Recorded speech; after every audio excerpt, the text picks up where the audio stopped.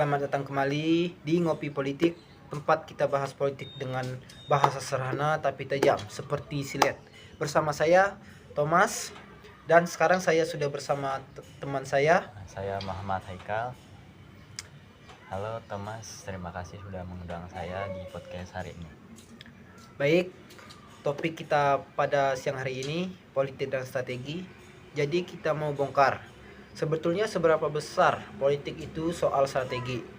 Apa memang semua langkah politisi sudah dihitung atau ada juga yang spontan? Baik, supaya kita mulai dari dasar, apa sebenarnya yang dimaksud dengan strategi dalam konteks politik? Jadi strategi politik adalah rangkaian langkah terencana yang digunakan aktor politik baik individu maupun partai untuk meraih dan mempertahankan kekuasaan.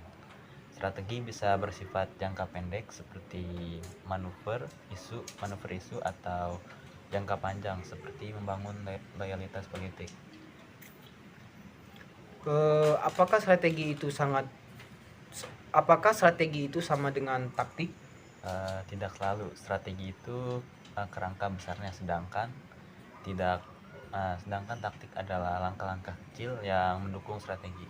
Contohnya, strategi memenangkan pemilu, taktiknya bisa lewat belusukan, viral di TikTok atau mengangkat isu lokal. Contohnya kayak KDM. Oh, oke, Kang oke. Deddy Mulyadi, contoh itu Ya, konten-konten seperti itu. oke. Jadi strategi itu kayak desain besar dan taktik atau alat-alatnya. Ya seperti itu lebih tepatnya. Oke. Kalau kita bicara strategi kekuasaan, bisakah banyak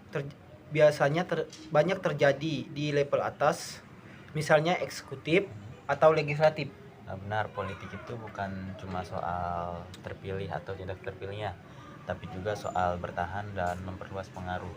Seorang presiden misalnya harus menjaga koalisi tetap solid, Ya. menyusun kabinet bukan hanya berdasarkan kapasitas, namun juga loyalitas. Berarti kadang kursi menteri itu bagian dari strategi juga.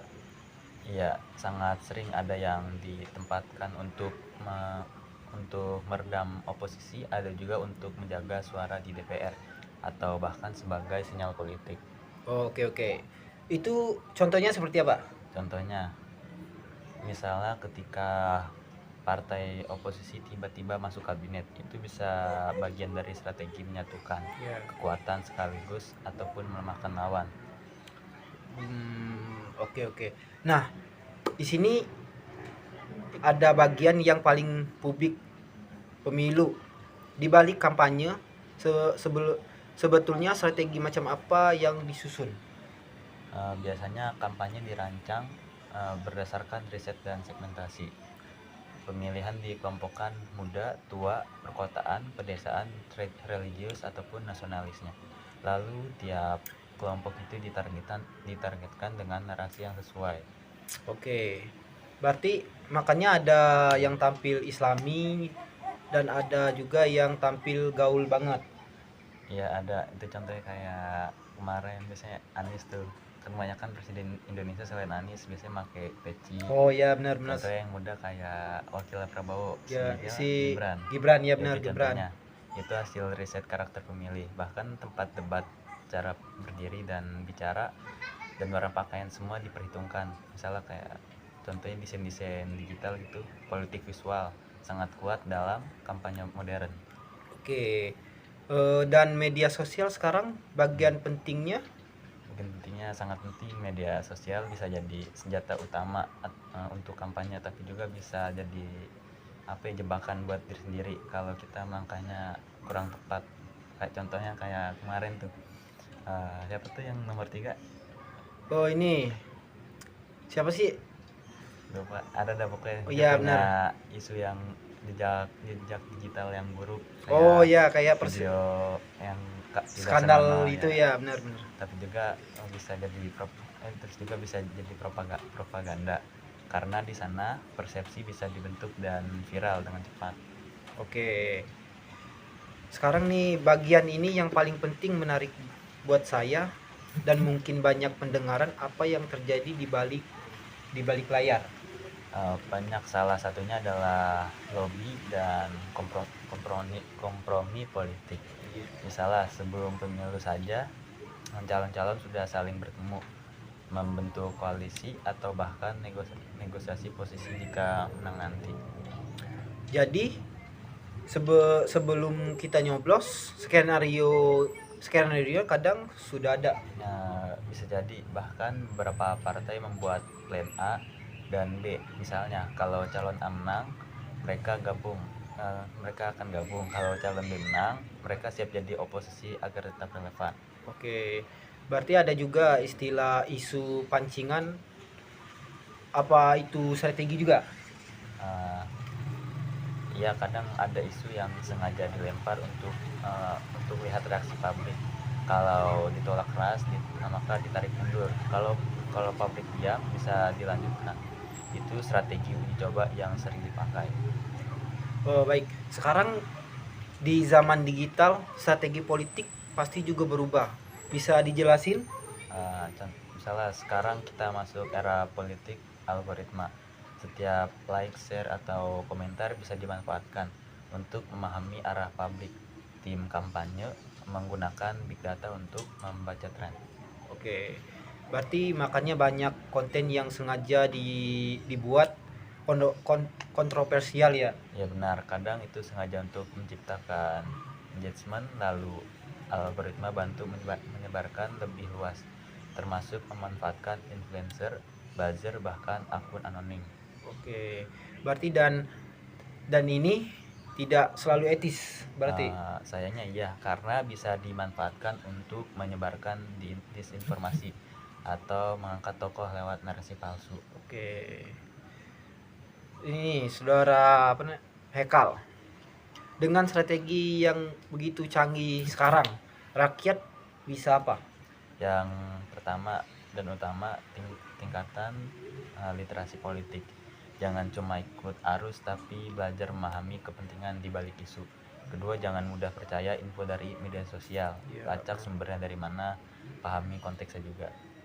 Berarti jadi pemilih itu bukan soal ikut-ikutan tapi harus kritis juga. Ya betul, karena strategi politis bisa bekerja kalau publik pasif. Tapi kalau rakyat aktif dan kritis, maka strategi harus lebih sehat dan positif. Oke. Terima kasih banyak atas waktunya dan obrolnya. Baik, kita Masuk ke pertanyaan. Pertanyaan aja kali ya. Boleh. Untuk pertanyaan pertama, apa yang membedakan politisi yang hanya taktis dengan yang benar-benar strategis? Bedanya, politis yang taktis biasanya hanya bereaksi terhadap isu jangka pendek. Misalnya cepat klarifikasi, cepat pasang baliho, membangun jaringan, menyiapkan kader, bahkan mempersiapkan skenario. Kalau kalah sekalipun, dia tidak hanya berpikir tentang bagaimana terpilih, tapi juga bagaimana membentuk sistem. Oke.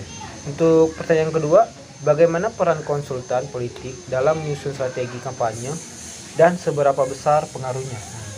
Konsultan politik sekarang sangat besar pengaruhnya. Mereka membantu membangun personal branding, membuat mapping wilayah, menyusun narasi kampanye, hingga mengatur logistik dan publikasi. Bahkan ada konsultan khusus untuk menangani media sosial atau khusus survei lapangan. Mereka adalah orang-orang atau arsitek di balik layar, tapi bisa menentukan arah strategi dari awal hingga akhir. Oke.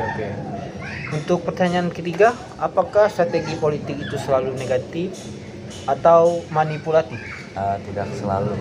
Strategi adalah alat, contohnya kayak pisau itu bisa menjadi alat memasak, bisa juga menjadi alat yang negatif, itu seperti itu melukis seorang. Ada strategi politik juga sama, ada yang positif, ada juga yang negatif. Yang positif itu seperti membangun partisipasi publik, edukasi pemilih, mendorong keterbukaan data. Tapi sayangnya di lapangan strategi sering dipakai untuk manipulasi karena lebih cepat hasilnya. inilah pentingnya peran masyarakat untuk mengawal etika dalam berpolitik. Oke, untuk pertanyaan keempat, apa perbedaan strategi politik di negara demokrasi seperti Indonesia dibanding sistem otoriter? Perbedaannya terletak di metode dan ruang gerak. Di negara demokrasi seperti Indonesia, strategi lebih bermain di ranah opini publik dan lembaga formal pemilu, DPR, media. Tapi sistem otoriter, strategi cenderung tertutup lewat kontrol informasi, represi, dan kooptasi elit. Ya. Namun uniknya negara demokrasi bisa juga punya unsur strategi otoriter, terutama kalau institusinya lemah. Jadi bukan soal sistemnya saja, tapi seberapa sehat demokrasi itu dijalankan. Oke, untuk pertanyaan terakhir, apakah generasi muda harus ikut mempelajari strategi politik atau itu urusan elit saja? Harus ikut. Justru generasi muda adalah target utama strategi politik, terutama di media sosial. Kalau mereka tidak paham, mereka bisa saja menjadi sasaran pasif.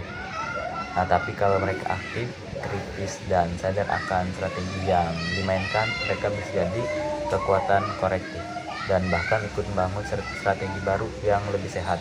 Politik itu bukan milik elit, bukan milik elit. Politik itu milik semua orang yang peduli dengan masa depan suatu negara. Oke, baik. Luar biasa. Dari obrolan ini saya sadar ternyata politik itu bukan sekedar rebutan kursi, tapi sebuah medan penuh perhitungan, rencana, dan strategi tingkat tinggi. Betul Thomas, dan strategi itu juga bukan hal buruk. Ia bisa menjadi cara untuk menyatukan visi, menyusun arah pembangunan, dan menjaga stabilitas. Tapi juga bisa disalahgunakan untuk kepentingan sempit. Kuncinya adalah kontrol publik dan transparansi. Oke, jadi makin penting buat kita, terutama generasi muda, untuk sadar dan ikut terlibat, bukan sekedar penonton. Benar, politik yang sehat hanya mungkin terjadi jika rakyatnya juga sehat secara nalar politik. Kita tidak perlu jadi politisi untuk paham strategi, tapi dengan memahami strategi kita bisa menjadi rakyat yang lebih berdaulat. Oke, baik. Terima kasih banyak untuk saudara Haikal untuk semua insight dan waktunya. Saya yakin pendengar kita dapat banyak sekali perspektif baru. Terima kasih juga buat Thomas. Semoga obrolan ini bisa memicu diskusi di luar sana, di kampus, di warung kopi, bahkan di rumah tentang bagaimana politik bekerja dan kenapa kita tidak boleh membuta arah tentang politik. Oke. Dan untuk Haikal yang sudah dengar, untuk penonton, yang sudah dengerin sampai akhir, selamat. Kalian baru saja membuka satu lembaran penting dari buku besar yang namanya politik. Terus kritik, terus belajar, dan ingat, strategi politik akan terus berkembang, tapi suara kamu tetap penting di dalamnya. Sampai jumpa di episode berikutnya. Ngopi Politik, jangan lupa follow, share, dan tetap waras dalam berpikir politik. Sekian, wassalamualaikum warahmatullahi wabarakatuh.